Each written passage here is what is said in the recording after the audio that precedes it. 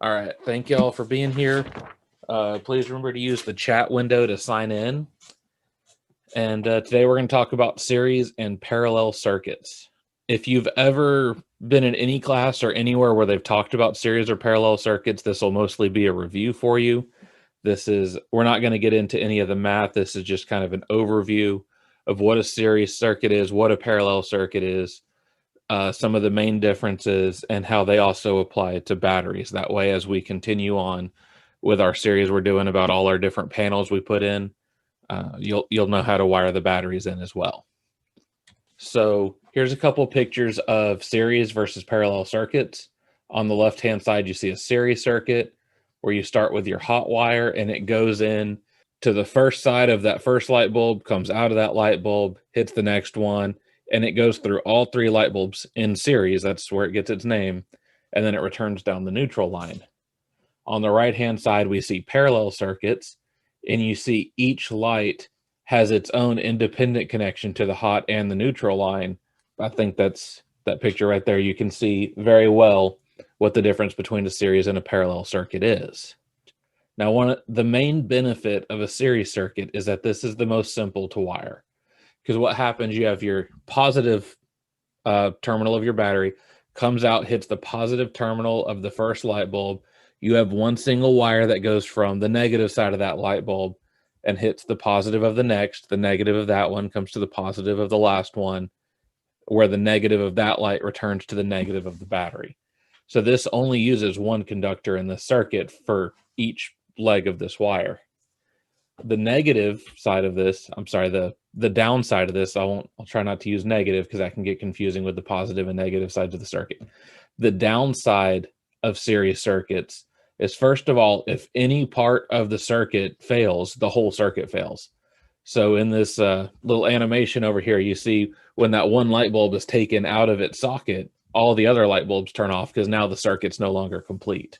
Another downside of doing circuits this way is voltage drops every single time it goes across one of these light bulbs.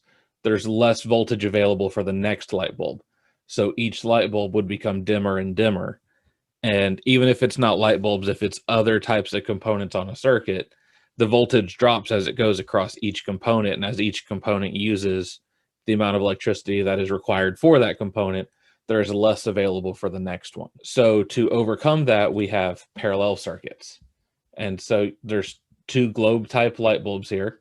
And you see the difference that they're wired up is as the electricity comes out of the positive side of this battery, that same amount of voltage, in this case, it looks to be a 9-volt battery, is available for each light bulb on their positive side. So they both have the same access to that 9 volts instead of it dropping before it gets to the second bulb.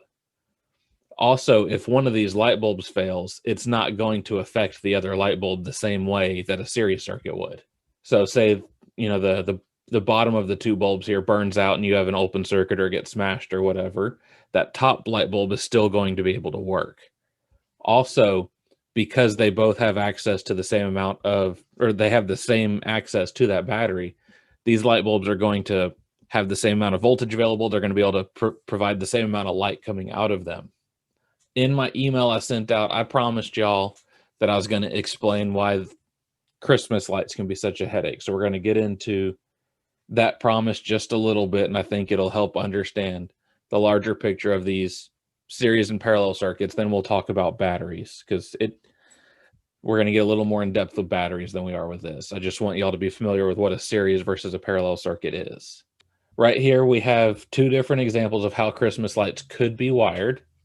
Neither one are how commercial lights are wired if you go to Home Depot or Walmart or whatever around the Christmas season and pick up some Christmas lights. But these are both ways that they could be. The top one is series. You can see how it daisy chains from light bulb to light bulb all the way around. And this would be a case where if any single light bulb goes out, the entire chain won't work. That's that top circuit there. So if any light bulb gets smashed, gets loose in its socket, just burns out, the connection for the entire circuit's going to be lost. On the lower example of the two, we have an example of a dead light bulb there.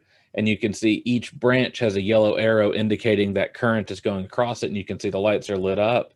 except the one that's burnt out, that's the only one that's not lit up because all the others still have voltage available to them. And so this would be a completely series circuit and a completely parallel circuit. The way Christmas lights are wired, if you go to the store now, is more like this. You have several different series circuits, but then they're also parallel. So that way, if one light goes out, you only lose a section of the lights. Now, what this has to do with fire alarm and what all we do, most of what we install, we're going to be wiring in parallel. Think about our smoke detectors, for example. They both have a negative and a positive going to every single smoke detector.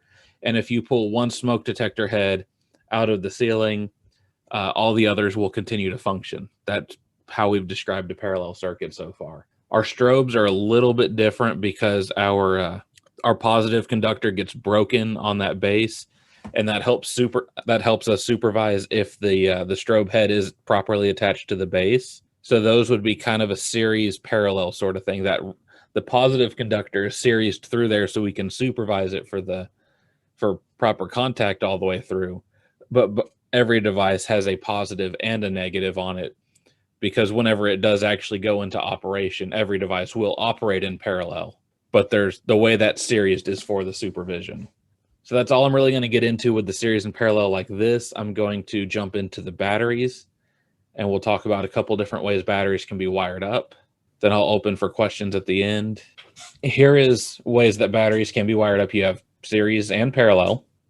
Batteries wired in series, which is the top left picture of these two examples, they add their voltage together, but their capacity remains the same. So in this picture, we have 12 volt, 50 amp hour batteries, and we have two different sets of two of them. And in the set that's wired in series, you would add the voltages, but not the amp hours. So in this case, you would have 24 volts at 50 amp hours. Batteries wired in parallel will add their capacities together, but the voltage will remain the same. So over on the right-hand side, you can see how the red wire comes in, lands on the positive, and that positive comes up and hits the other positive, and then the negatives are connected to each other likewise. That is parallel wiring, and that does the exact opposite. The voltages will not add together, but the capacities do. So in that example, you would still only have 12 volts, but you would have 100 amp hours. And so both have their benefits, both have their uses in the real world.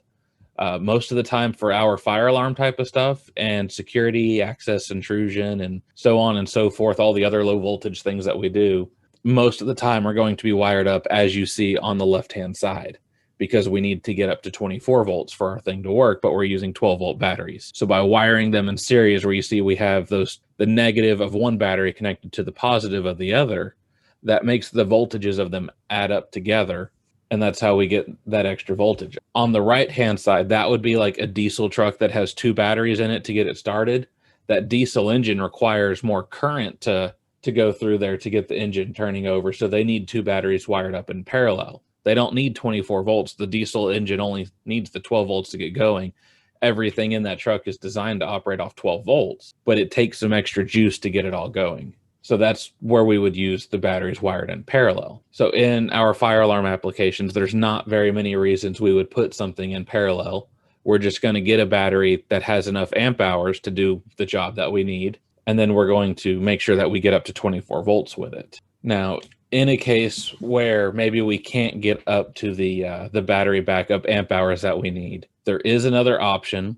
I've never had to do this because they make some really big batteries these days. But just so y'all know, this is an option if you ever get stuck somewhere. Maybe you're out of town working on a really weird job and there's no supply houses around that can get you a big enough battery, but you can get enough smaller batteries and we can make it work this way. So if you do a kind of parallel series combined wiring routing, you can think about it like we have two different sets of batteries. So if you take the top two batteries over here, and you look, they're wired in series because you got the negative to the positive connected to this negative to that positive and back to the panel. And then the same thing with these down here, because that can just be traced to this negative, across this positive, this negative to this positive, and up to the panel. So in this case, we have two different sets of batteries that are both at 24 volts. And then we can connect them to each other, negative to negative over here and positive to positive over here. And that puts those two sets into parallel. And now you're adding your voltage and your capacities together. So this creates a 24 volt, 400 amp hour battery circuit. And so we can combine these methods to get kind of the best of both worlds. Never combine where you have two on one branch, like down here, and then only put one battery up here in parallel, because then you would have 24 volts feeding into a 12 volt battery, and that would overload the battery and cause it to explode. So if you've got two batteries stacked together like this here, then you need two batteries stacked on this side. Also, it's very unlikely you'll ever have to do this. Like I said, we should always be able to get the right size batteries. So most of the time, if not every single time, this is the way that we're going to be wiring it, where we have a jumper that connects the positive of one battery to the negative of the other. This positive will go to the panel's positive connector for the battery charger, and this terminal will go to the negative terminal. And right here, all these batteries have said 100 amp hour and 200 amp hour. Y'all know we don't use batteries that big. Typically, we use 8 amp hours, 12 hours, 12 amp hours, and 18 amp hours on a regular basis. So the same principle would apply, though. So if these were 12 volt, 8 amp hour batteries wired this way, then we would see 24 volts at 8 amp hours. So next time I wire up a panel here in the shop and we do something like that, I'll have the batteries hooked up so you can see the jumper on it and you can see what these concepts look like in kind of real world. This was the theory behind how parallel and series circuits work. If y'all have any questions, this was a quick one. We got plenty of time for any questions you may have about any of this. Does speaker impedance work the same way? So that's a really good question. Speaker impedance, if you wire them in series together, then you'll add what the impedance is. So if you have two 4 ohm speakers and you put them in series, you'll have an 8 ohm speaker. If you put them in parallel, the math gets a little more confusing, because then you have to take the value of each speaker, you put a 1 over it, and you add them together, and then you've got to flip it and divide. There's a whole math formula about it. If you've only got two speakers and they both have the exact same impedance, like say two 4 ohm speakers put in parallel, then it turns into 2 ohms. So a lot of times you will combine series and parallel. For instance, if you have like 4 ohm speakers and you need it to stay 4 ohms, you would put two speakers in series with each other, so you have two different 2 ohms. I'm sorry, you'd put those in parallel, so you have two different 2 ohms, and then you'd wire those pairs in series to get it back to 4 ohms. I have a picture of that I can try to pull up because we do have time. Okay, I think you should see it now. It's kind of a greenish picture that has a bunch of letters and numbers on it. Over here on this side of it, this would be your battery, which is your source of your voltage, and then each of these would be your speakers. And so this would be R1 for resistance 1 and R2 for resistance 2. And then RT down here is resistance total. So you start by putting 1 over everything. So 1 resistance total equals 1 over R1 plus 1 over R2, which looks like 1 over 4 ohms plus 1 over 4 ohms equals 2 over 4 ohms. And then to get your resistance total, you then have to flip that to get 4 ohms over 2, which is 2 ohms. So like I said, the math quickly gets complicated when you're adding speaker impedances together. And the more speakers you have on the circuit, the more times you have to add the 1 over R1, R2, R3, R4, and so on. But if you've just got the two, kind of the quick thing I like to think of, if they're both the same, it just cuts in half, because you got 4 and 4 turns into 2. And that's a shortcut that helps me keep up with that. Does that help? Yes, thank you. Okay. All right, if there's no other questions, thank y'all for being here today, and y'all are free to go. As always, I'll stick around for a couple more minutes if anyone comes up with any more questions. But if not, y'all have a great day.